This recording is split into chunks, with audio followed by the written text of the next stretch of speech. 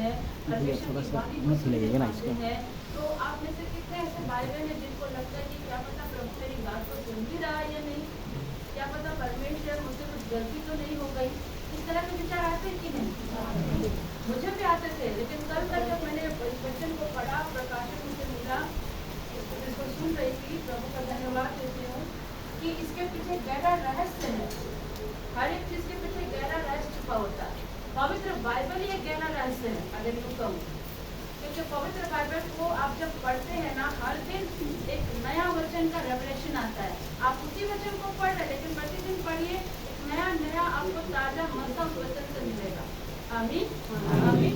तो मेरे प्रियो, जब आपको ऐसा लगता है कि बहुत टाइम से मैं परमेश्वर की आवाज को नहीं सुना है, परमेश्वर मुझसे बात नहीं कर रहा है, मुझसे कुछ गलती हो गई या मेरे साथ कुछ ऐसा कुछ मैंने पाप तो नहीं कर दिया, मैंने किसी को माफ तो नहीं करना, सबसे पहले इन बातों को अपने दिमाग से हटा दीजिए। ऐसा कुछ नहीं है। अगर परमेश्वर आपके प्रति साइलेंट है, आपसे बात नहीं कर रहा, तो इसके पीछे कुछ गहरा रहस्य है। और इन गहरे रहस्य को समझेंगे तो आज आपको नया बल मिलेगा, एक नई खुशी मिलेगी कि क्यों परमेश्वर हमारी कुछ बातों का उत्तर नहीं देता है और क्यों परमेश्वर साइलेंट है, क्यों परमेश्वर हमारे बातों को सुनकर भी अब तक चुप बैठा है। मैंने पिछले सर्मन में बताई थी कि सुलेमान बताते सबोकदर में हर एक चीज का समय है। मैंने बताया था ना इन बातों को, हर एक चीज का समय है, मतलब हर एक चीज का सीजन है। पृथ्वी में भी बहुत सारी चीजों का सीजन है। अभी बारिश हो रही है, फिर गर्मी आती है, कभी ठंड आती है, हर एक चीज का क्या है, सीजन है ना। उसी तरह हमारे शारीरिक जीवन में भी और आत्मिक जीवन में कई प्रकार के क्या सीजन आते हैं, ठीक है, जिसमें ईश्वर कुछ बातों का खुलासा करते हैं और हमें दर्शन के द्वारा बातें करते हैं सीजन पर भी। अगर यूँ कहूँ तो जैसे पृथ्वी पर सीजन है, तो हमारे शारीरिक जीवन में भी और आत्मिक जीवन में भी कुछ सीजन है, इनको समझना है आप लोग को। और कभी कभी देखिएगा परमेश्वर आपको दर्शन के द्वारा बात कर लेता है, कभी वचन के द्वारा बात कर लेता है, कभी परमेश्वर के दास दासी के द्वारा बात करता है, और उसके बीच टाइम पीरियड के बाद सारी चीजें स्टॉप हो जाती हैं। होती है कि नहीं होती है? जब ये ईस्टर के बाद मुझे प्रोग्राम कराना था, उसके लिए परमेश्वर ने मुझे दर्शन दिया था। ईस्टर के समय में मुझे वो दर्शन दिया था कि मैं बाइबल कॉलेज के प्रिंसिपल को, ब्रदर को मैं यहाँ बुलाऊं।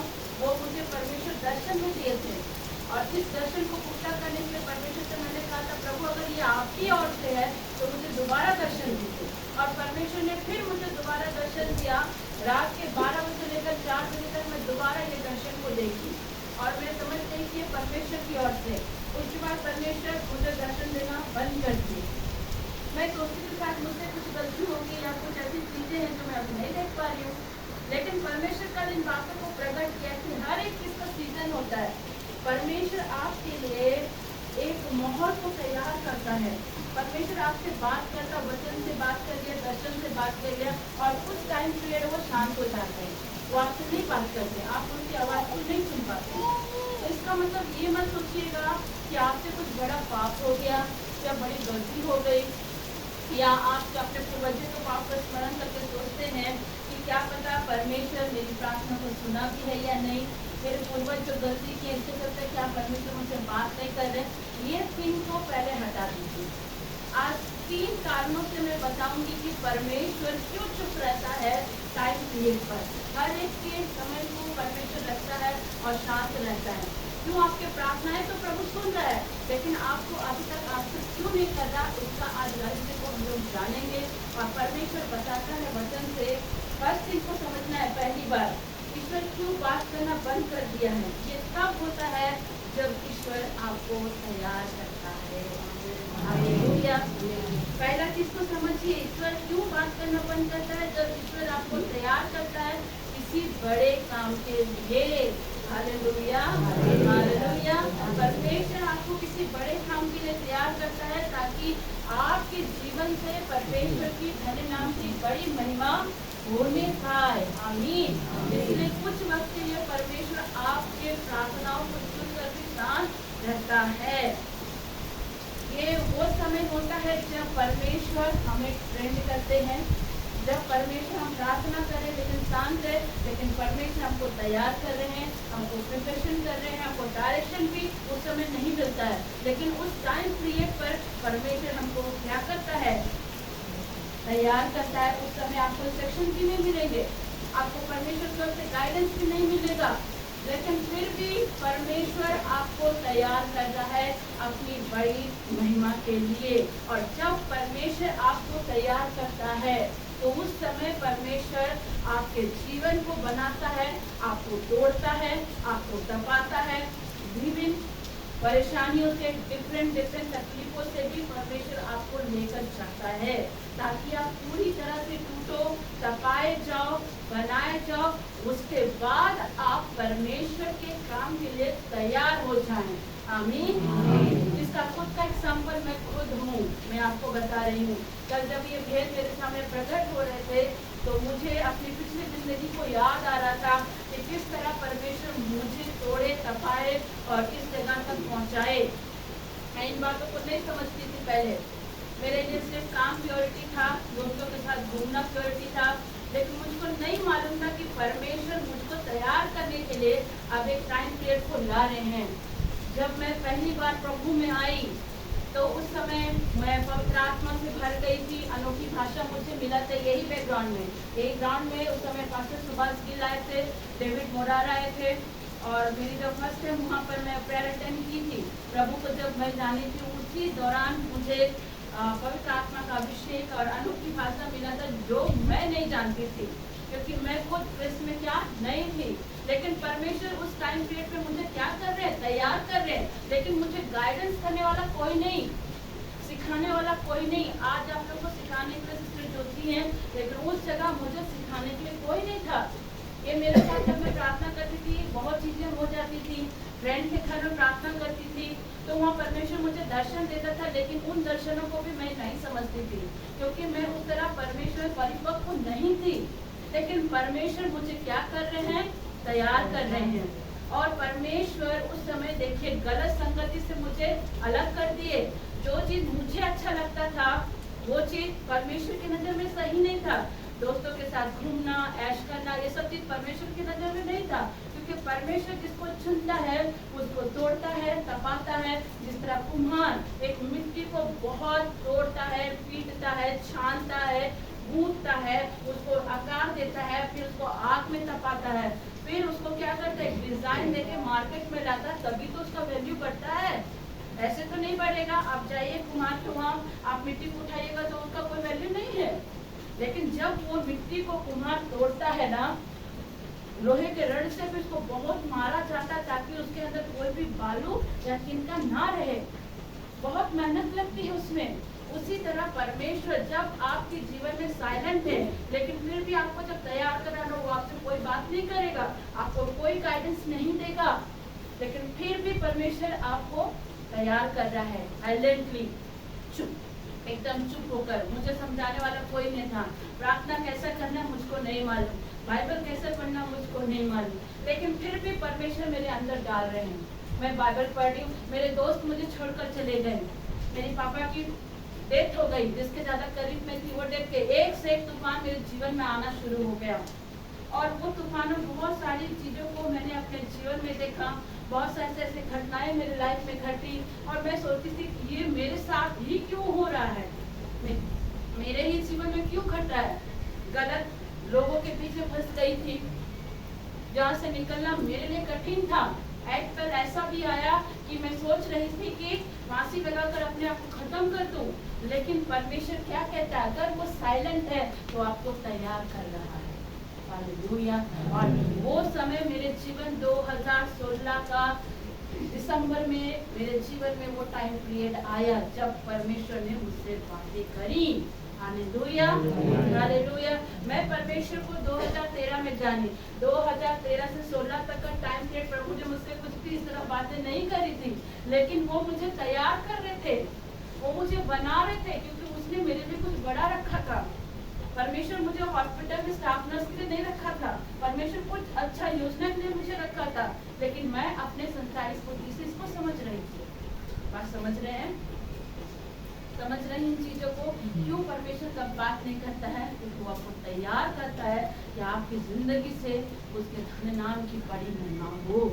और जब 2016 में मैंने रिपेंट किया, सच्चे दिल से पश्चाताप किया और मैंने कहा परमेश्वर आपसे मेरा जीवन आपका है, आप मुझे बनाइए, आप मुझे चलाइए।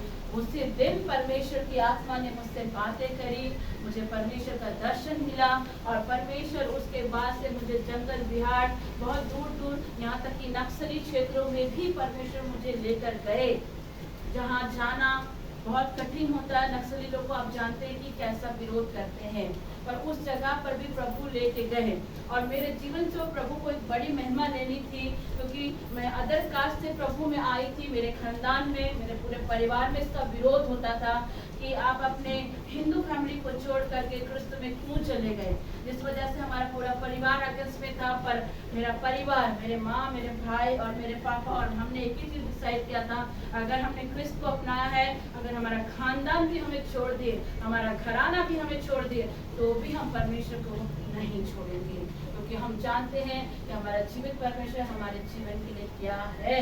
जब तक हम इस सच्चाई को नहीं जानते थे तब तक हम उस बाल देवता की पूजा में थे, लेकिन जब सच्चाई को जाने पूरा परिवार अगेंस्ट हो गया, बहुत विरोधी हो गया, कितने सारे गाली गलौज को सुनना पड़ा, कितने सारी निंदाओं को सुनना पड़ा। अपने कलीग लोगों ने कहा कि लड़की की शादी नहीं होने देंगे, घर से निकाल देंगे, बहुत सारी चीजें हुई, लेकिन हमने दृढ़ता से परमेश्वर को थामे रहा, क्योंकि परमेश्वर मेरे जीवन से मेरे परिवार की महिमा लेना चाहता था, कुछ बड़ा करना चाहता था। हालेलुया। वो सारी चीजों को परमेश्वर देख रहा, निंदा हो रही, सब कुछ हो रही है, लेकिन प्रभु शांत हैं, शांत हैं। पर परमेश्वर ने हमारे जीवन में बड़ा काम किया। 2016 में परमेश्वर ने मुझे इस्तेमाल किया। मुंबई में आपका पुणे एरिया जालना में एक परिवार में जिनके पति को डेथ घोषित किया गया था, कहा गया था कि इसकी मृत्यु हो चुकी है, इसे ले जाओ। उस परिवार के लिए सबसे पहले परमेश्वर ने मुझे चुना और परमेश्वर रात भर मुझे उठाए और प्रार्थना करवाएगा कि उसके लिए प्रार्थना कर। उसका परिवार मुझसे जुड़ा था एक प्रार्थना ग्रुप से, उन्होंने मुझे फोन किया, कहा था दीदी डॉक्टर ने उसे मरा हुआ घोषित कर दिया, पर मुझे नहीं मालूम था कि परमेश्वर एक बड़ी महिमा के लिए मुझे तैयार कर रहा है। और मैंने बस सिर्फ इतना ही कहा कि प्रभु आप जहाँ पर भी है आपका भाई का डेड बॉडी उस जगह ले जाओ और फोन को स्पीकर में रखो। प्रार्थना करने के बाद सैटरडे के दिन उसके डेड बॉडी को लेके जाना था। मैं यूं ही किचन में काम कर रही थी और मैंने परमेश्वर से कहा प्रभु अभी तक खबर नहीं आया क्या वो व्यक्ति मर गया। परमेश्वर ने कहा नहीं, तो मैं विश्वास से प्रार्थना किया है, वो जीवित है। और सचमुच मरा हुआ व्यक्ति को भी परमेश्वर ने जिंदा किया। Hallelujah, hallelujah. वो टाइम पीरियड था, परमेश्वर मुझे 2013 से लेकर 2016 तक में तैयार कर रहे थे। मुझे तपा रहे, तोड़े, बहुत चीजों को तोड़े, प्रभु हर गलत चीज से मुझे निकाले। इसलिए भी प्रभु साइलेंट रहता है, इसलिए भी प्रभु कभी कभी आपके प्रार्थना को उत्तर नहीं देता है और कभी कभी परमेश्वर की आप आवाज को सुन नहीं पाते हैं। अगर हम एग्जाम्पल पे ही देखें, बाइबल से ही देखते हैं, तो आप यीशु मसीह को ही देख लीजिए, परमेश्वर पिता को देखिए। प्रभु यीशु मसीह 30 साल की उम्र से अपनी सेवकाई को चालू किए थे ना। परमेश्वर बचपन से लेकर उनका 30 साल का जब टाइम पीरियड था, वो साइलेंट जोन था, वहाँ उन्होंने कुछ भी नहीं किया, कुछ भी नहीं, वो साइलेंट थे। वो 30 साल की उम्र में अपनी मिनिस्ट्री को चालू किए। लेकिन एक जगह अगर हम देखते हैं कि इन 30 सालों में यीशु ने अपनी सेवकाई को शुरू नहीं किया। क्यों? क्योंकि उस समय पिता प्रभु यीशु मसीह को क्या कर रहे हैं? तैयार कर रहे हैं। पर एक जगह अगर हम देखते हैं कि इस 30 सालों में भी 12 साल की उम्र में प्रभु यीशु मसीह यरूशलेम के मंदिर को गए थे ना। और वहाँ हम देखते हैं कि प्रभु यीशु मसीह अपने माता पिता के साथ गए। उनके माता पिता चले गए, लेकिन प्रभु उसी मंदिर में रुककर धर्म गुरुओं से और वहाँ के पैरिस पृष्ठों से परमेश्वर के वचन से बात कर रहे थे। इट मीन्स प्रभु यीशु मसीह बचपन से परिपक्व थे, तैयार थे, तभी तो वो इन बातों को कह रहे थे। लेकिन फिर भी उनका समय वहाँ नहीं आया था, क्योंकि परमेश्वर पिता उसको तैयार कर रहा था। इस बात को ध्यान दीजिए, हमारा प्रभु यीशु मसीह 12 साल की उम्र में भी धर्म गुरुओं से पैरिस पृष्ठ से बात कर रहे हैं वचन से, तो ये समझो कि वो बचपन से परिपक्व थे। लेकिन उनका भी एक टाइम पीरियड आया 30 साल की उम्र में। समझ रहे इन बातों को? वो बचपन से ही स्पिरिचुअली तैयार थे, पर वो समय नहीं था, वो समय नहीं था उनकी सेवा का। बात को समझना, प्रभु यीशु मसीह 12 साल की उम्र में वहाँ वचन दे रहे हैं, लेकिन वो टाइम पीरियड नहीं था परमेश्वर का सेवा का। बात समझ रहे हैं? इन बातों को 30 साल तक उन्होंने वेट किया, परमेश्वर की उपस्थिति में रहे, साइलेंटली वो चल रहे थे और परमेश्वर को परिपक्व कर रहे थे और ज्यादा तैयार कर रहे थे कि वो 30 साल की उम्र में आएंगे और परमेश्वर की सेवा चालू होगी और हम उद्धार को पाएंगे। हालेलुया। अगर आपके जीवन में परमेश्वर साइलेंट है, आपकी प्रार्थना को सुनकर भी अभी तक उत्तर नहीं आ रहा, तो समय का इंतजार करो, क्योंकि परमेश्वर हर एक के लिए समय को रखा है। आमीन आमीन। और इसी का दूसरा एग्जाम्पल अगर मैं दूं तो पहला राजा अध्याय 19 के पद में एलिया को भी अगर देखते हैं, एलिया जो परमेश्वर का दास था, वो परमेश्वर के साथ तो बड़े बड़े काम को किया। वो पानी को रोक दिया, पानी को चालू कर दिया, बाल नबी को हराया, बाल पुजारी 450 बाल पुजारी को हरा दिया, अहाब राजा से लड़ गया, कितना कुछ एलिया ने परमेश्वर के साथ रहकर किया। पर एक टाइम पीरियड ऐसा आया था कि उस जगह पर एलिया के जीवन को देखो, वहाँ बारिश आई, तूफान आया, बहुत कुछ आया, लेकिन उस टाइम पीरियड में परमेश्वर ने एलिया से बात नहीं करी। इतने सारे तूफान वहाँ आ रहे थे, लेकिन फिर भी एलिया जैसा परमेश्वर का दास जो एक पल में सब कुछ कर सकता था, पर एक ऐसा टाइम आया, तूफान आया, बहुत कुछ आया, लेकिन उस जगह में एलिया से प्रभु ने बात नहीं करी। और एक समय ऐसा भी आया कि परमेश्वर ने धीमे आवाज में एलिया से बात की। परमेश्वर का आवाज बड़ा धीमा है, एक बात बता दूं, और बहुत स्वीट है, बहुत धीमा और स्वीट है। आप कभी ध्यान देना इस बातों को। मैंने परमेश्वर की आवाज को सुना है और निरंतर उसकी आवाज पर चलती हूँ। जब कुछ समझ नहीं आता है ना, बस उनसे बात करना शुरू कर देते हैं। सिर्फ प्रार्थना करना ही, उनसे बात नहीं करना है। मैं चलते फिरते किचन में आते, उधर जाते, प्रभु से बात करते हैं, क्योंकि मुझको पता है कि मेरा स्पिरिचुअल बाप 24 आवर्स मेरे साथ है। वो मुझे नहीं दिख रहा संसारिक आंखों से, लेकिन मुझे ये पता है कि मेरा पिता जो आकाश और पृथ्वी का रचयिता है, जिसने मुझे और आपको बनाया, वो आपके साथ निरंतर है। Hallelujah hallelujah hallelujah. वो परमेश्वर आपके साथ निरंतर बना हुआ है। आमीन। और परमेश्वर धीमे आवाज में बात करता है। आमीन। मैं इसका भी एक घटना बताती हूँ। जब मेरी भाभी की शादी हो रही थी, मेरे भाई और भाभी की शादी का एक हफ्ता पहले ऐसे हम लोग बैठे थे प्रेयर के लिए, और मेरी भाभी आकर मुझे कहती है कि तुम कैसे परमेश्वर की बात को सुनती हो और तुम्हें कैसे सब कुछ दिखता है, मुझे जरा बताओ। उसके मन में ये चल रहा है और परमेश्वर की आत्मा मुझे कह रही है कि ज्योति उसके मन में चल रहा है। और मैं उसको बोली आप मेरे सामने आइए, और मैंने बोला ठीक है, आज परमेश्वर आपको कुछ अद्भुत दिखाएगा। और मैंने उसके दोनों हाथ को पकड़कर प्रार्थना किया, और जब प्रार्थना किया तो उसको परमेश्वर के स्वर्गदूतों को उसने भी देखा, और वो मुझे कहती है कि तुम परमेश्वर की आवाज को सुनती हो तो मुझे भी सुनना है। एक्साइटमेंट बहुत लोगों का होता है ना, अरे वो कर पाए तो मैं क्यों नहीं कर पाऊँ। मैंने कहा अगर आप सच्चे दिल से ईश्वर को प्रेम करते हैं और उसकी आवाज को सुनना चाहते हैं तो आज के दिन ही आप सुनोगे। मैंने उससे कहा आज एक काम करो, आप उस रूम में मत सो जिस रूम में मैं सोती हूँ, जहाँ मैंने परमेश्वर की बेटी रखी थी और प्रार्थना करती थी, उस रूम में आप सोइए। और मैं आगे के रूम में चली गई और मैंने बोला परमेश्वर पिता आज ये आपकी आवाज को सुनने पर।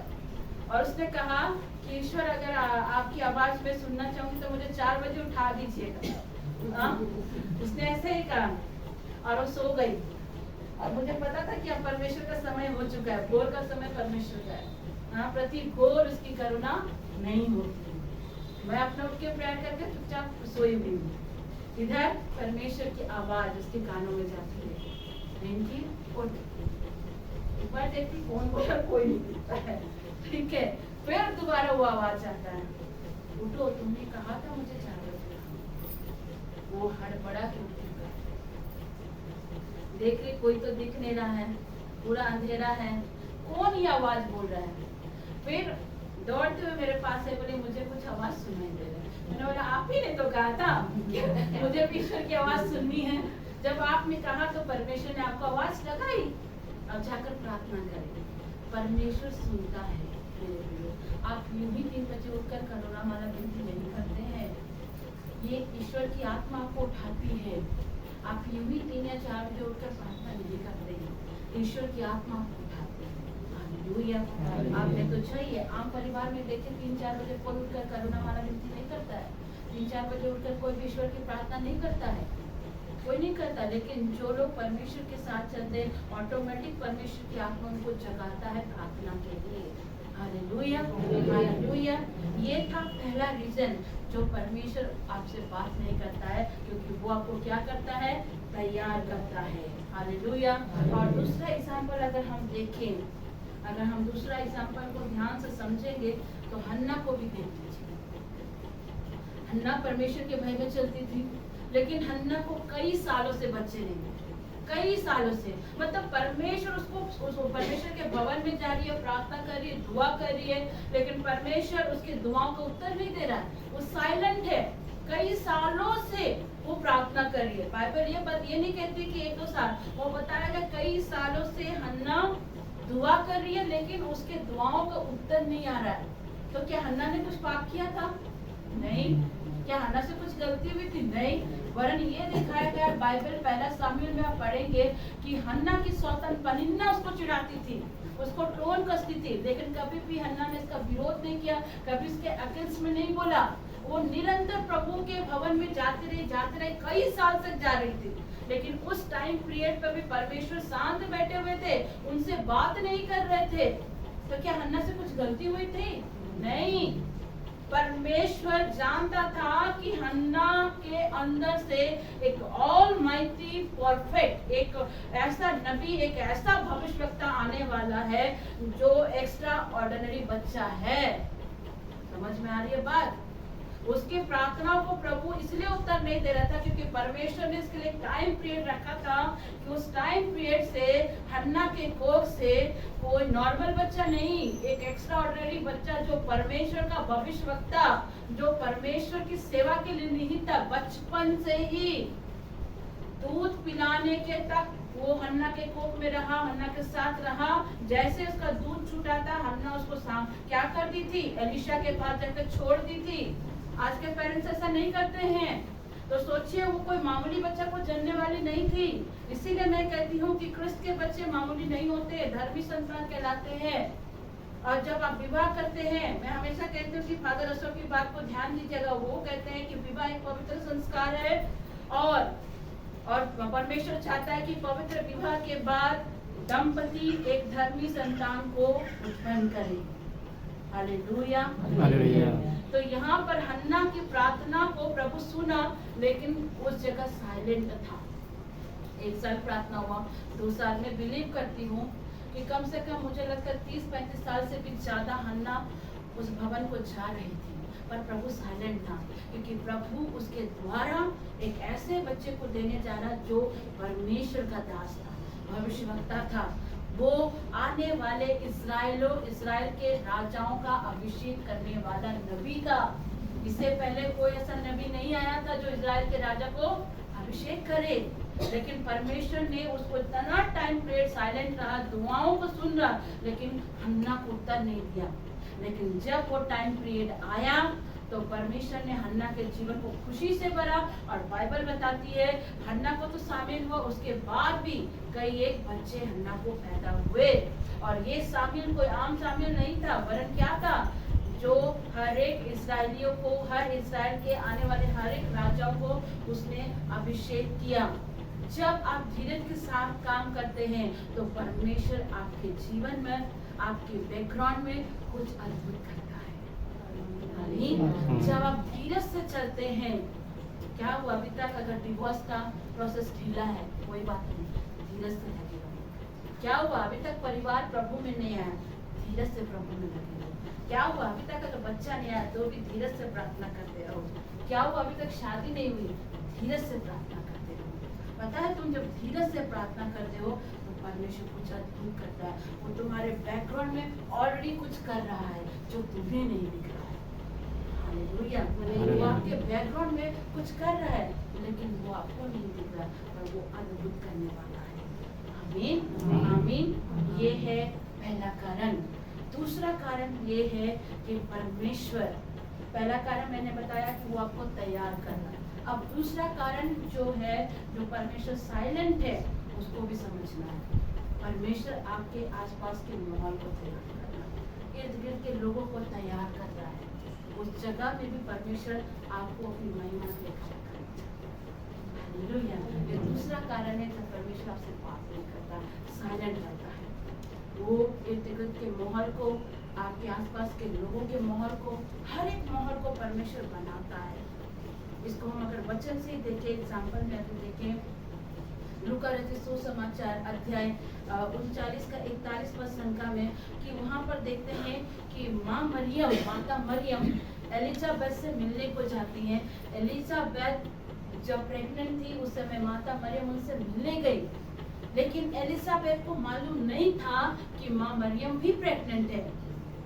ध्यान दीजिएगा, बाद में उनको पता चला। बाइबल को अगर आप ठीक से पढ़ोगे तो मालूम चलेगा, जब मरियम उनसे मिलने गई ना, एलिजाबेथ को मालूम नहीं था कि माता मरियम भी प्रेग्नेंट है।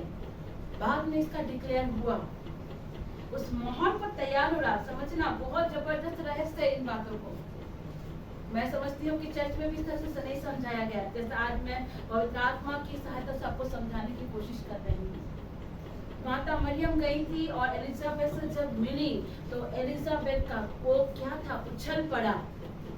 उसके अंदर जो यूहन्ना था क्या था, उछल पड़ा, क्योंकि एलिजाबेथ को नहीं मालूम था कि माँ मरियम भी प्रेग्नेंट है। और माँ मरियम के अंदर कौन था, प्रभु यीशु मसीह। और यूहन्ना को बपतिस्मा लेना नहीं पड़ा था, वो कोख में ही बपतिस्मा ले चुका था पवित्र आत्मा। Hallelujah, hallelujah. उस माहौल को समझिए। उस समय एलिजाबेथ 6 मंथ की प्रेग्नेंट थी। माता मरियम जब उससे मिलने गई थी वो 6 महीने से प्रेग्नेंट थी। लेकिन ये बात भी ध्यान देना है कि मरियम और एलिजाबेथ के दोनों की बच्चों की, वहाँ पर अगर ध्यान देना, एलिजाबेथ और माता मरियम के दोनों बच्चों की मिनिस्ट्री एक साथ शुरू होनी थी। माहौल तैयार होगा, इर्द गिर्द के लोग को तैयार कर रहे हैं परमेश्वर। समझना, माँ मरियम एलिजाबेथ दोनों की बच्चों की सेवकाई को साथ साथ चलना, साथ साथ शुरू होना था। मैं बिलीव करती हूँ कि जब एलिजाबेथ प्रेग्नेंट होने का समय था, उस समय माँ मरियम जन्म भी नहीं ली होगी। ये बात को ध्यान देना। जब माता मरियम, एलिजाबेथ प्रेगनेंसी का समय था, एक एज होता है लड़कियों का 19 साल से लेकर के 40 हार्डली 47 48 तक, उस एज तक भी माता मरियम नहीं थी, जन्म नहीं ली थी। एलिजाबेथ का समय पार हो गया, बच्चा जनने का समय पार हो गया। ध्यान देना उन बातों को, वो पार हो गया। उसके बाद माँ मरियम आई, क्योंकि यहाँ पर एलिजाबेथ के अंदर जो आने वाला था, उससे पहले माता मरियम को प्रभु यहाँ क्या कर रहे हैं, रेडी कर रहे हैं पिता परमेश्वर। क्योंकि मरियम को इसलिए रेडी कर, क्योंकि उसके अंदर से कौन आने वाला है, उद्धार करता प्रभु यीशु मसीह। एलिजाबेथ का समय पार हो चुका है। कई बार बोलते हैं ना, अभी तक प्रार्थना कर रहे हैं, कोई रिजल्ट नहीं आया, दुआ कर रहे, बच्चा नहीं हुआ, शादी नहीं हुआ। ठहरो, परमेश्वर ने टाइम पीरियड को रखा है। एलिजाबेथ का समय पार हो चुका है, बच्चा वो जनने का ताकत नहीं है। अगर मैं सोचती हूँ कि एलिजाबेथ पहले प्रेग्नेंट होती और यूहन्ना पहले आ जाता, तो 40 साल तक वो क्या करता, वो 40 तक में डिसअपॉइंट हो जाता। वो सोचता मैं क्यों पैदा हुआ हूँ, किस काम के लिए प्रभु ने यहाँ मुझे भेजा है, अगर वो पहले पैदा हो जाता। लेकिन परमेश्वर ने एलिजाबेथ के टाइम पीरियड को रखा हुआ था। वो बच्चा जनने का टाइम पीरियड पार हो गया, इधर माँ मरियम तैयार हो गई। ध्यान दीजिएगा, तैयार हो गई। परमेश्वर माहौल को तैयार कर रहा है, इर्द गिर्द को तैयार कर रहा है कि उस जगह से भी आपके धन्य नाम से, आपके जीवन से परमेश्वर की महिमा होने पाए। और यहाँ पर जब एलिजाबेथ प्रेग्नेंट हुई, माता मरियम भी आई। जकरिया और एलिजाबेथ की अगर हम बात करें, ये दोनों दंपति परमेश्वर के भवन की सेवा करते थे। जकरिया वेदी की सेवा करता था। वो शुरू से, बचपन से उसने, अगर कहा जाए उसका पूरा घराना उस वेदी की सेवा कर रहा। लेकिन आप बताओ, जो परिवार उस वेदी का सेवा कर रहा, बच्चा होने के समय बच्चा नहीं थे, तो क्या उन्होंने कुछ गलती करी थी? नहीं करी थी, क्योंकि वो वेदी की सेवा करते थे, दोनों पति पत्नी। लेकिन उन्होंने कोई गलती नहीं करी, फिर भी उनको बच्चा नहीं हो रहा। मेरे प्रियो, अगर परमेश्वर के दास दासी को बच्चा होने में विलम्ब होता है ना, उसके पीछे कारण होता है, उसके पीछे कारण होता है। जकरिया भी परमेश्वर का दास था, वो भी अपने जवानी की उम्र से लेकर बुढ़ापे तक उसने वहां पर वेदी में सेवा दी है। तो जकरिया से कोई गलती हो गई थी क्या? नहीं, जकरिया से कोई गलती नहीं हुई थी। वो पति पत्नी वहाँ सेवा दे रहे थे, लेकिन परमेश्वर उनके मोहर को और इधर माता मरियम को यीशु से जोड़ना था। इसलिए उस टाइम पीरियड को परमेश्वर ने लंबा कर दिया, ताकि उस टाइम पीरियड में ये दोनों बच्चा मिलेंगे और परमेश्वर की सेवा तैयार होगी, एक धन्य नाम की महिमा होगी। आप समझते हैं इन बातों को? यूहन्ना की मिनिस्ट्री परमेश्वर के रास्ते को बनाने की मिनिस्ट्री थी। और एलिजाबेथ वो इतने उम्र होने के बाद, मैं बिलीव करती हूँ, जब मैं जकरिया की पुस्तक को पढ़ती हूँ, काफी ओल्ड लेडी हो गई थी।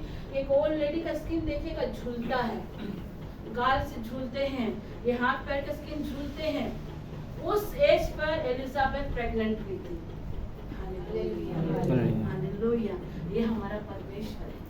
आमीन। डॉक्टर हार सकता है, एक वैद्य भी हार सकता है, सब कोई हार सकता है, लेकिन परमेश्वर कभी नहीं हारता है। वो भुगता करता है कि मैं तुझे 50 साल की उम्र हो, 60 साल की उम्र हो, 90 साल का उम्र हो, या उससे भी बड़ा साल का उम्र क्यों ना हो, मैं तेरे कोख से बच्चा जन्मने का ताकत रखता हूँ। आमीन। क्योंकि गर्भ का फल, श्रोत्र ग्रंथ 127 कहता है, गर्भ का फल कहाँ से आता है? परमेश्वर की ओर से आता है। यहाँ पर देखिए, यूहन्ना तैयार हुआ, माँ मरियम को उससे जोड़ना था। इसलिए उस समय जब माता मरियम रेडी हो रही थी, उस समय पे एलिजाबेथ को प्रेग्नेंट किया गया। ध्यान दीजिएगा उन बातों को। और जब यहाँ पर हम देखते हैं कि यूहन्ना आता है, प्रेगनेंसी उसके खत्म होने के जब यूहन्ना का डिलीवर होता, यूहन्ना बचपन से प्रभु के रास्ते में था। और यूहन्ना के बाद में एक बड़ी अजीब बात लिखी गई है, यूहन्ना खाना नहीं खाता था। यूहन्ना खाना नहीं खाते थे। यूहन्ना क्या खाते थे? दाख मधु और टिड्डियों को खाते थे, और वो अपने शरीर में चमड़ा का वस्त्र को पहनते थे। ध्यान दीजिएगा, न्यू टेस्टामेंट में बताया गया है। और यूहन्ना क्या कर रहे थे?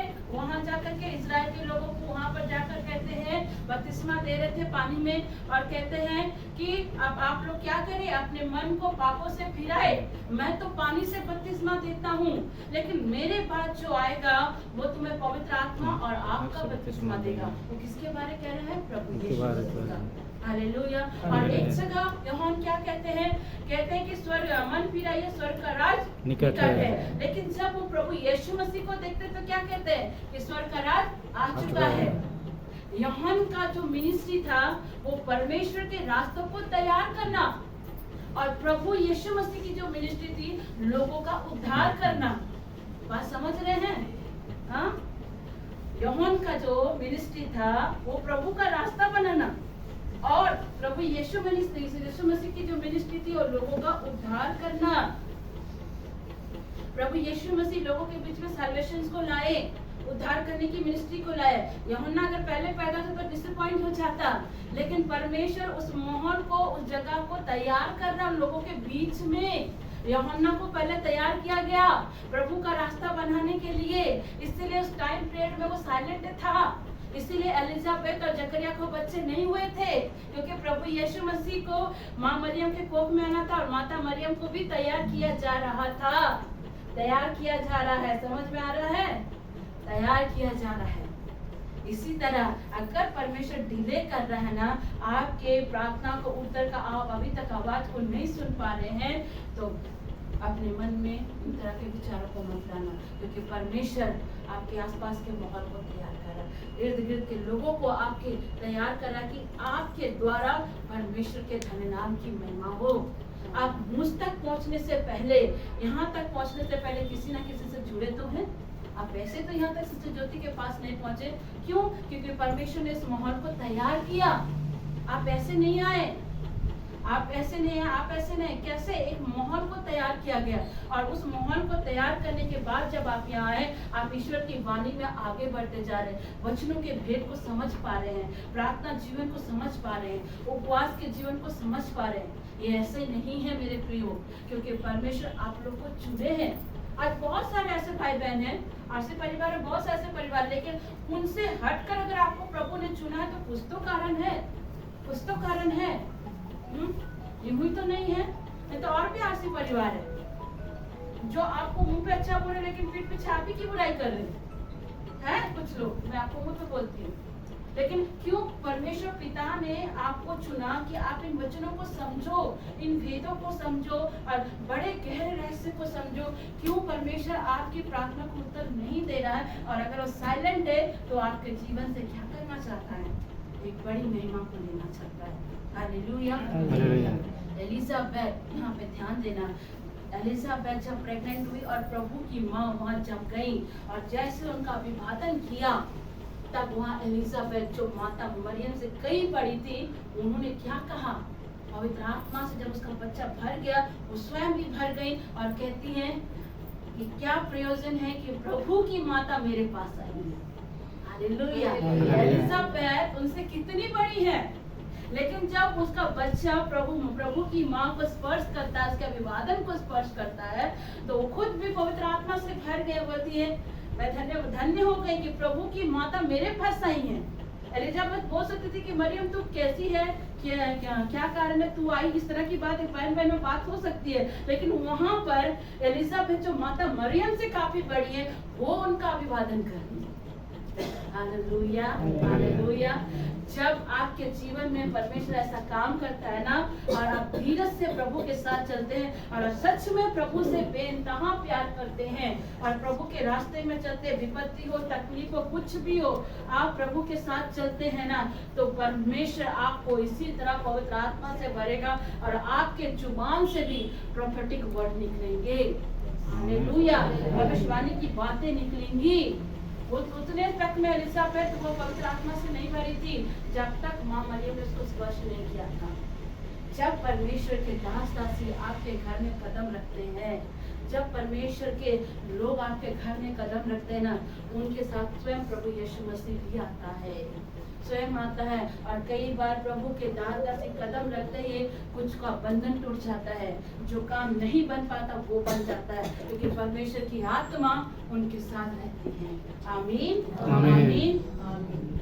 और अगर हम इसी को ध्यान दें, एक और एग्जांपल मैं आप लोग को देना चाहूंगी। बोआज के बारे में कितने लोगों ने सुना है? बोआज के बारे में, बोआज के विषय में किसी ने नहीं सुना? सुना है बोआज के बारे में? रूत के विषय में कितने लोगों ने सुना है? रूत का पति ही तो बोआज है।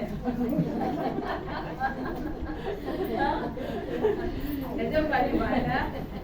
आप सोचो, बोआज का सेकंड एग्जांपल दे रही हूँ मैं कि उसके माहौल को परमेश्वर ने कैसे तैयार किया। बोआज परमेश्वर के भय में चलता था, लेकिन रूत परमेश्वर की घराने की नहीं थी।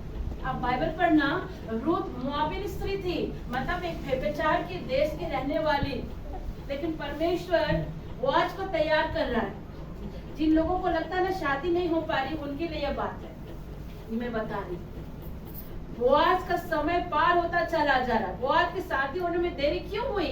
क्योंकि परमेश्वर बोआज के लिए रूत को तैयार कर रहा है। समझ रहे हैं बातों को? परमेश्वर अगर आपके प्रार्थना को उत्तर नहीं दे रहा है, तो वो आपके बैकग्राउंड में कुछ तैयार कर रहा है जो आप नहीं देख पा रहे। अगर परमेश्वर आपके बच्चों की शादी में डिले कर रहा है, तो परमेश्वर उसके जीवन साथी को तैयार कर रहा है कि ताकि उसके जीवन में एक अच्छा जीवन साथी आए। बोआज की भी शादी में होने में बहुत विलंब हुआ, उसके भी पीछे कारण था, क्योंकि परमेश्वर रूत को तैयार कर रहा था। रूत एक मोआबिन स्त्री थी, वो अपनी सास नोआमी के द्वारा प्रभु के बारे जानी, और जब वो विधवा हुई, वो अपनी सास को नहीं छोड़ी, बोलती तू जहाँ जाएगी मैं तेरे संग चलूंगी, तेरा परमेश्वर मेरा परमेश्वर होगा, तेरे लोग मेरे होंगे। और परमेश्वर को यही बात अच्छी लगी। हालेलुया। एक व्यभिचारी के देश से आई एक लड़की परमेश्वर को जानने की चाह रखती है, और परमेश्वर रूत को कहाँ ले आता है? बेथलेहम में, बरसदा में लेकर आते हैं, और वहाँ बोआज से उसकी मुलाकात होती है, और रूत और बोआज की शादी परमेश्वर कराते हैं, और रूत और बोआज से एक खानदान पैदा होता है, जिसका मतलब दाऊद की परदादी है रूत, और ये खानदान प्रभु यीशु मसीह के घराने में जुड़ने वाला था। Hallelujah, hallelujah. इसलिए परमेश्वर ने उस टाइम पीरियड को रखा, तैयार कर रहा था, उसको तैयार कर रहा था कि इन लोग को मिलाऊंगा, और ये परिवार यीशु के खानदान में, यीशु की वंशावली में जुड़ जाएंगे। आमीन। मतलब बोआज और रूत भी प्रभु यीशु मसीह के घराने के हैं, वो भी उनकी परदादी कहलाती है। आप पढ़िए, मैथ्यू चैप्टर को पढ़ेंगे, मत्ती रचित सुसमाचार को पढ़िएगा, वहाँ वंशावली लिखी हुई है। उस वंशावली में इनका भी जिक्र किया गया है। यीशु मसीह की वंशावली, दाऊद की वंशावली, बोआज की वंशावली, यिशै की वंशावली, ये पूरा यीशु मसीह का वंशावली दे दी है। ये बोआज और रूत को भी नहीं मालूम था कि ये घराना क्रिस के खानदान में जुड़ेगा। क्या इनको मालूम था? पहले से नहीं मालूम था, लेकिन परमेश्वर उस माहौल को तैयार किए और उस माहौल को अपने टाइम पीरियड में जोड़ दिया। Hallelujah, hallelujah. पर्दे के पीछे प्रभु आपके लिए कुछ कर रहा है जो आप नहीं देख पा रहे। तीसरा बड़ा कारण जो है, पर्दे के पीछे परमेश्वर आपके लिए कुछ कर रहा है। बैकग्राउंड में कुछ ऐसा आपके लिए प्रभु कर रहा है जो आप नहीं समझ सकते हैं। पीछे जो परमेश्वर आपके लिए लड़ाई कर रहा है ना, उसको आप नहीं जान सकते हैं। शैतान को परमेश्वर मानता है, शैतान को भी हल्के में मत समझना। वो भी एक टाइप का पावरफुल व्यक्ति है अगर आप समझते हैं। उसके पास भी बहुत सारे पावर हैं, लेकिन वो हमारे परमेश्वर से बड़ा नहीं है। हमारा परमेश्वर उसको कलवरी क्रूस में क्या किया? लज्जित किया। लेकिन जो परमेश्वर में ढीले पड़ जाते हैं, शैतान उसके जीवन को क्या करता है? खेल लेता है। लेकिन जो परिवार परमेश्वर के साथ चलता है ना, उसके लिए परमेश्वर बैकग्राउंड में कुछ काम करता है। शैतान बहुत तरह का तीर छोड़ता है, लेकिन प्रभु बैकग्राउंड में रहकर उसको क्या करता है? मारता है। जो चीज आप नहीं देख सकते हैं, क्योंकि परमेश्वर का वचन कहता है कि यहोशू में पढ़िएगा, यहोशू में भी लिखा है और एक जगह लिखा है कि युद्ध तुम्हें नहीं लड़ना पड़ेगा, तुम चुपचाप रहना, परमेश्वर आपकी लड़ाई खुद लड़ेगा। मतलब परमेश्वर, आप इधर प्रार्थना कर रहे हैं, शैतान आपके तीर पर तीर छोड़ा, लेकिन आप उस चीज को नहीं देख पा रहे, लेकिन परमेश्वर तो देख पा रहा है ना। वो जब आप प्रार्थना करते हैं, शैतान भी तीर छोड़ता, प्रभु पीछे से आकर से जूझता है, ताकि आपको शैतान से जूझना ना पड़े, आपको लड़ना ना पड़े। शैतान बैकग्राउंड में आपकी लड़ाई को लड़ता है, परमेश्वर उस शैतान से। Hallelujah, hallelujah. एग्जाम्पल अगर हम देखें, इसका भी एग्जाम्पल अगर हम देखते हैं न्यू टेस्टामेंट मत्ती में भी देख सकते हैं। यीशु मसीह के जन्म पीरियड को अगर हम देखें, यीशु मसीह जब पैदा हुए थे, शैतान कौन था? राजा हेरोदेस। जब उसको पता चला कि राजा तो पैदा हो गया है, तो उसने क्या कमांड निकाल दी? जितने इजराइल में बच्चे हैं, उन नन्हे नन्हे बच्चे को मार दो। और उसने वैसा ही किया। तब परमेश्वर का स्वर्गदूत यानी यीशु मसीह के पिता स्वर्गदूतों को आज्ञा देकर क्या कहते हैं? जाओ यीशु से कहो कि स्त्री को और बच्चे को लेकर कहाँ चले जाए? इजिप्ट यानी मिस्र को चले जाए, मिस्र को चले जाए। और यीशु का माँ मरियम और प्रभु यीशु को लेकर कहाँ चले गए? मिस्र को चले गए। लेकिन उस टाइम पीरियड में कुछ तो हो रहा है। जब मिस्र चले गए, उस टाइम पीरियड में इजराइल में कुछ तो हो रहा है, कुछ तो हो रहा है। राजा हेरोदेस जो नन्हे नन्हे बच्चों को मार दिया, उससे प्रभु यीशु मसीह तो नहीं लड़ने आए, यीशु तो लड़ने नहीं आया, माँ मरियम तो लड़ने नहीं आई। कौन लड़ रहा है? पिता परमेश्वर। मैंने कहा ना कि आपके बैकग्राउंड में कोई है जो लड़ रहा है, और ये बैकग्राउंड में कौन खड़ा है? स्वयं पिता परमेश्वर। हाँ, और बाइबल बताती है कुछ समय बीतने के बाद फिर परमेश्वर का स्वर्गदूत यीशु के पास आकर क्या कहता है कि अपनी स्त्री को ले और अपने बच्चे को ले, यानी प्रभु यीशु मसीह को ले, और कहाँ चले जा? इज़राइल को चले जा। जो लोग इसको मारना चाहते हैं, उन लोग क्या हो चुके हैं? मर चुके हैं। उतने लंबे टाइम पीरियड में भी सोचिए कि उस जगह में क्या प्रभु यीशु मसीह आके हेरोदेस को मारे? नहीं।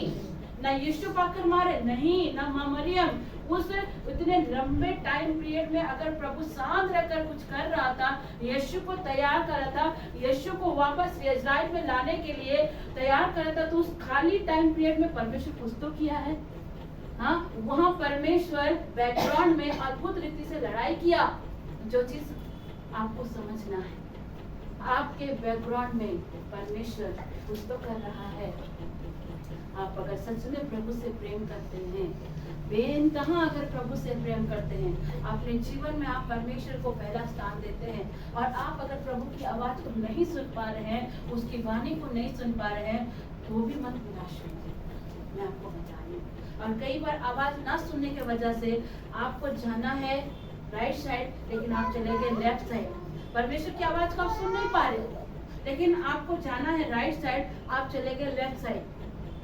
लेकिन परमेश्वर उस जगह पे भी क्या करता है, आप जो गलत डायरेक्शन में गलत दरवाजे की ओर जा रहे हैं ना, परमेश्वर इस राइट दरवाजे को वहां लगे खड़ा करता है। Hallelujah, hallelujah.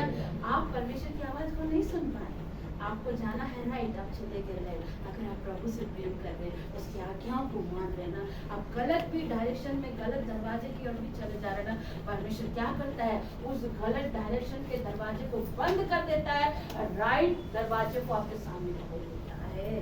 Hallelujah, hallelujah. ये परमेश्वर बैकग्राउंड में कुछ करता है जो आप नहीं समझ पा रहे। आमीन, आमीन। अगर सच कहूँ, अगर आप परमेश्वर से प्रेम करते हैं तो सचमुच प्रभु आपके लिए उन सारे बरकतों के दरवाजे को खोलने में सक्षम है जो आपने कभी कल्पना नहीं करती। इसलिए कभी भी प्रेशराइज मत कीजिए परमेश्वर से, कभी भी मत कहिए कि प्रभु तू मेरी आवाज नहीं सुन रहा है, तू मेरी प्रार्थना नहीं सुन रहा है, मुझसे क्या गलती है। इस तरह की बातें ना करें। क्यों परमेश्वर को प्रेशराइज करना? अगर परमेश्वर की आवाज को आप सुन नहीं पा रहे हैं, उसकी बातों को नहीं सुन पा रहे, तो भी आप धीरज से प्रार्थना करें और परमेश्वर से कहिए कि प्रभु आपकी इच्छा ही मेरे जीवन में पूरी होने पाए। आप जो चाहते हैं परमेश्वर वहां पर ले जाए, और परमेश्वर एक टाइम ऐसा करेगा, हर बरकत के दरवाजे आपके पूरे परिवार को इकट्ठा कर देगा, आपके फाइनेंस को इकट्ठा कर देगा, हर एक चीज को परमेश्वर एक दिन में ऑटोमेटिक कर देगा। लेकिन आपको धीरज से चलना है। आवाज नहीं भी सुन पा रहे तो भी प्रार्थना करना बंद मत करिए, लेकिन खुदा को प्रेशराइज मत करिए। अगर हम इसका एक लास्ट एग्जांपल देखते हैं यूसुफ के जीवन में, उत्पत्ति ग्रंथ में, यूसुफ जो परमेश्वर के भय में चलता था, याकूब का 12 बेटा में से सबसे छोटा बेटा था।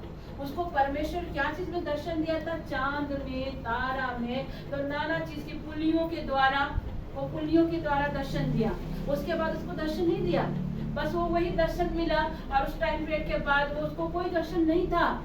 और उसके भाई क्या बोलते हैं, यूसुफ देखो दर्शन देने वाला व्यक्ति, हाँ, उसको मारा पीटा, क्या किया, मिस्र में भेज दिया। सोचिए, यीशु को प्रभु का दर्शन मिला बचपन में 12 साल की उम्र में, उसके बाद उसको कोई दर्शन नहीं मिला, लेकिन उसी दर्शन को लेकर चल रहा था, उसी भय को लेकर चल रहा था। वो सोचता होगा कि मैं परमेश्वर का दर्शन देखा तो क्या मेरी बड़ी गलती हो गई, मेरे भाइयों ने मुझे मारा पीटा और किसके हाथ में दे दिया, मिस्र जाने वाले लोगों के हाथ में दे दिया। वो उस जगह कंप्लेन कर सकता था, कुड़कुड़ा सकता था, लेकिन वहां पर उसने कंप्लेन नहीं किया। वो 17 साल का बच्चा को क्या किया, मिस्र के लोग गुलाम जहाँ बिक्री होते थे वहां जाकर वो 17 साल के यूसुफ को रख दिए, और पोतीफर ने क्या किया था, यूसुफ को खरीदा था। हाँ, वो सोचता अब तो कुछ अच्छा होगा मेरे जीवन में। वो बच्चा वो भी सोचता होगा कि मेरा पापा मुझे याद करता होगा, मेरा पापा मेरे लिए इतना कुछ करता। एक बच्चा दूसरे देश में चला जाएगा, ना वहाँ की भाषा को समझता है, ना वहाँ के लोगों का, उसका दिल में बहुत सारी चीजें उठ सकती हैं कि नहीं उठ सकती हैं। लेकिन उस जगह भी वो ये परमेश्वर से कंप्लेन नहीं कर रहा, लेकिन परमेश्वर साइलेंटली उसके लिए कुछ कर रहा है जो यूसुफ उस समय नहीं समझ पा रहे थे। आप ध्यान दीजिए, यूसुफ उस समय समझ नहीं पाते, पर यूसुफ ने कभी भी कुड़कुड़ाई नहीं, कभी भी उन्होंने परमेश्वर के अगेंस्ट में कुछ नहीं बोला। देखिए, पोतीफर की वहाँ सेवा करा, लेकिन उसके ऊपर झूठा दोष लग गया। उसकी पत्नी ने रेप का दोष लगा कर उसे क्या कर दिया, जेल में डाल दिया। और जेल में भी गए तो वहाँ पर भी परमेश्वर उसके साथ साइलेंटली रूप में है, उसको दिखा नहीं रहे हैं। उस जेल में भी परमेश्वर ने इसको ब्लेस किया, और जितने भी काम में यूसुफ हाथ लगाता था सब फलता फूलता था। वहाँ पर आप उत्पत्ति ग्रंथ में पढ़ना, और बाइबल बताती है कि जब वो जेल में था तो 2 ऐसे लोग आए थे, खिलाने वाला और पिलाने वाला। हाँ, उन लोगों को भी यूसुफ ने दर्शन के द्वारा बताया, उसके सपनों को बताया, और बोला राजा से मेरी चर्चा करना। पर ये दोनों व्यक्ति भी क्या कर गए, भूल गए, चर्चा नहीं की। परमेश्वर चाहता क्या था कि तुम्हें किसी की सिफारिश की जरूरत नहीं, तुम्हें किसी के आगे चापलूसी करने की आवश्यकता नहीं, तुम्हें किसी की सिफारिश की आवश्यकता नहीं। इसीलिए परमेश्वर ने उन दोनों बंदों के दिमाग से भी वो बात उतार दी।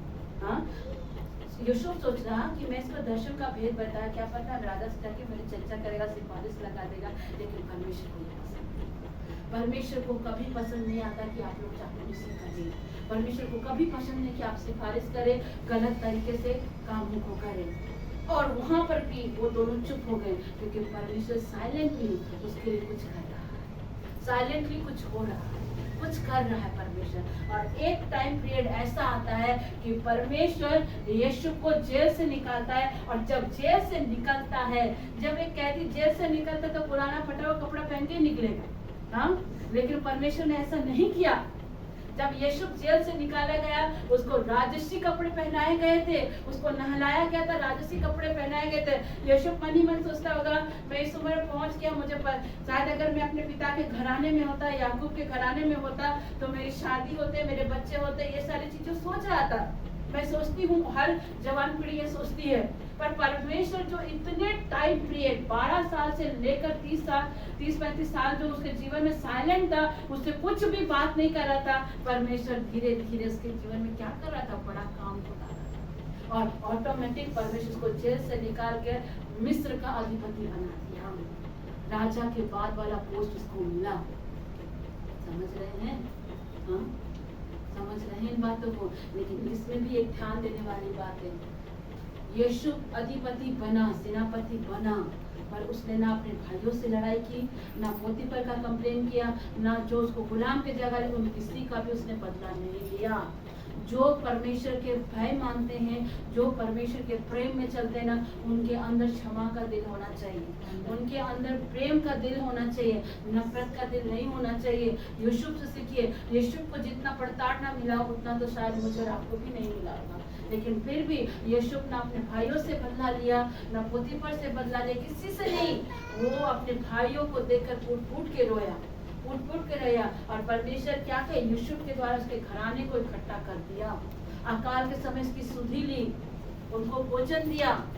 मतलब आप अगर सच में प्रेम करते हैं और खुदा की बातों को मानते हैं, ईश्वर की वाणी पर चलते हैं, उसकी आज्ञाओं पर चलते हैं, परमेश्वर आपके बिखरे हुए परिवार को इकट्ठा कर देगा, आपके फाइनेंस को भी ठीक कर देगा, और परमेश्वर वो सारी बरकत के दरवाजे खोल देंगे जो अब तक बंद पड़े, क्योंकि परमेश्वर के पास अधलोक की कुंजियां हैं। वो सारे बरकतों के दरवाजे खोलने में सक्षम हैं।